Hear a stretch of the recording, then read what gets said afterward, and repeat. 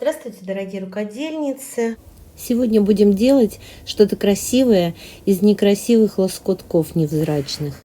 У меня достаточно много скопилось разных лоскутков из плотных тканей. Мне просто из ателье, где у меня подруга работает, отдают куча всяких маленьких, вот совершенно невзрачных лоскуточков.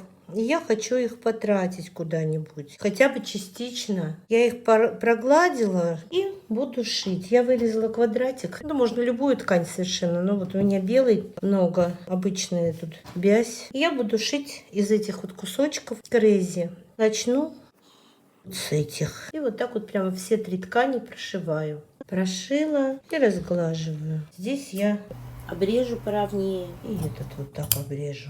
Потому что у меня маленький вот этот вот кусочек. Мне помельче надо как-то детали делать, чтобы разные цвета использовать. Для тех, кто только начал заниматься пэтчворком, для новичков, показываю немножечко, как делается Crazy Quilt. Шьется по основе, пришиваются маленькие кусочки. Ну и напоминаю всем зрителям не забыть подписаться на мой канал. Тут, кстати, сбой был у YouTube, слетали подписки. Так что проверьте, нажат ли у вас колокольчик, чтобы вам приходили оповещения о моих видео. И если не нажат, то нажмите. А те, кто смотрит в Яндекс.Дзен, пишите, пожалуйста, побольше комментариев, ставьте лайки. Яндекс это хорошо ценит. А уж я как ценю, просто вообще всегда очень радуюсь. Спасибо всем, кто подписывается и ставит лайки. Ну вот, девочки, сделала вот в таком виде. Сейчас у меня здесь вот уголок у меня, если вы обратите внимание, не доделан. Но я его буду обрезать, потому что я хочу делать очёшник моему супругу. Он у меня все время тырит мои очки. А я ему выдала уже очки, которые мне уже, как говорится, малы. Вот, но он все время у меня просит: дай твои очки посмотреть на секундочку. И все время отнимает у меня. Я хочу ему те очки, которые я ему отдала, чтобы он хранил в своем очечнике и уже брал только свои. Так вот я линию провела, по ней буду срезать. Вот так вот.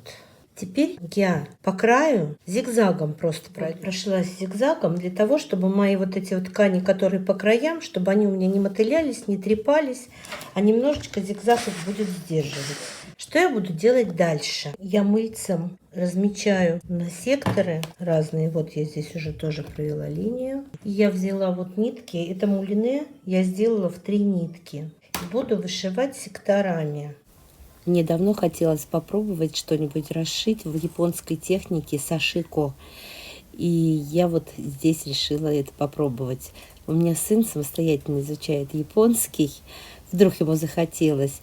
И я его попросила перевести. Вот саши переводится как стеганое пальто, а ко – ребенок.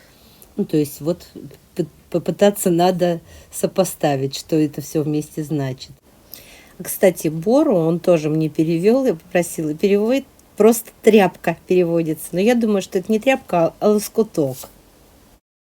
Смотрите, что получилось в результате. Я вечерочек перед телевизором посидела, и вот у меня вот так вот вышло. Конечно, кое-где кривовато, это надо все-таки навык такой иметь, все время одинаковые стежки делать. И я вырезала квадратик ткани такого же размера и буду их сшивать между собой. Булавочками закрепила на моей заготовочке. И сейчас вот прямо вот по всему периметру просто прошью, чтобы вот закрыть нашу красоту, которая у меня с изнанки. Все вот эти стежочки я пришила. И после того, как я пришила, я выровняла края, чтобы у меня все было ровненько. У меня получился квадрат 18,5 на 17 сантиметров. Ну, кроме вот этой закругленной стороны. И я его буду обшивать. Но это у меня не косая бейка, а просто вот у меня полосочка есть 4 сантиметра шириной. И я буду обшивать полностью по всему периметру. А чтобы мне было удобнее пришивать, я вот эти уголочки немножечко скруглю все. С изнанки прострочила, а с лица я пришью все вручную, чтобы у меня всюду было. Потому что на машинке я на скорости не очень понимаю, как сделать аккуратно, а вручную всяко получится аккуратнее. Я начинаю с того места, где закругление, потому что оно, вот мне кажется, самое сложное. Потому что хочется, чтобы оно было аккуратнее всего. Оно потому что на виду. Иголку наизнанку она у меня не должна выходить. Она должна оставаться внутри сэндвича и быть как можно ближе к моей кромке. А, кстати сказать, мне тут видео попадалось в интернете. Японцы уже придумали машинку, которая вот такими маленькими стежочками в технике сашико стегает. Как я удачно придумала сшить ему чехол для очков. Как раз вчера он заговорил на тему, опять начал мои очки просить, и как раз вчера заговорил на тему, что ему надо свои, и в субботу мы пойдем с ним ему проверять зрение и подбирать очки. И у него уже будет чехольчик. Я просто ясновидящая. Ему, конечно, все равно еще понадобится чехол жесткий в сумку, чтобы на работу ездить. А этот будет домашний.